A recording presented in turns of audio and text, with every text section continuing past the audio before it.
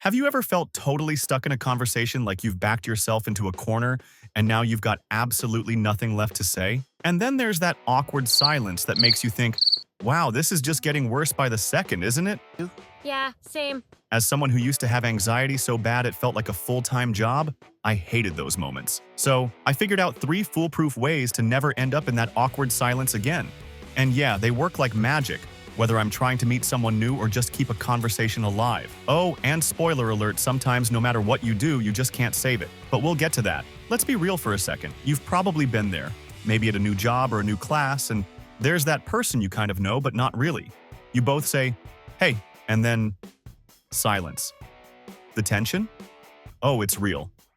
Before I learned anything else, I realized I had to just get comfortable with the awkward silence. Yeah, it was tough, but you know what? That silence wasn't going to kill me, unlike a YouTube video, where silence would have buried me already. Silence in real life is awkward, but you hardly remember it. Now, back to me feeling like an awkward potato. Despite all those embarrassing memories, I couldn't actually remember times when silence ruined my life. So, lesson learned, silence isn't going to kill you, but what will get you is a boring conversation.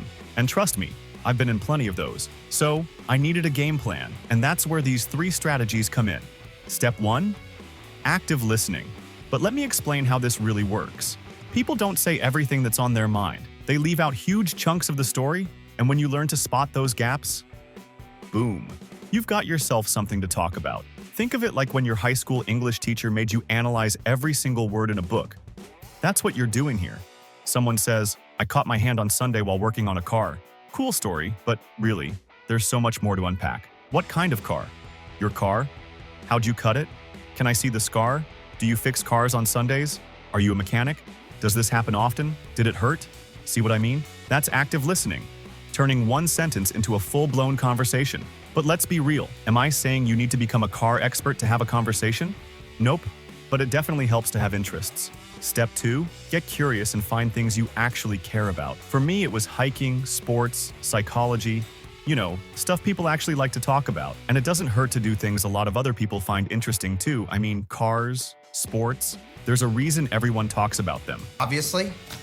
All right, let's check in. Good news, if you're still watching, you're part of the top 10%. Seriously, most people would have already zoned out by now. So, think you could help me out and subscribe? It'd be pretty awesome.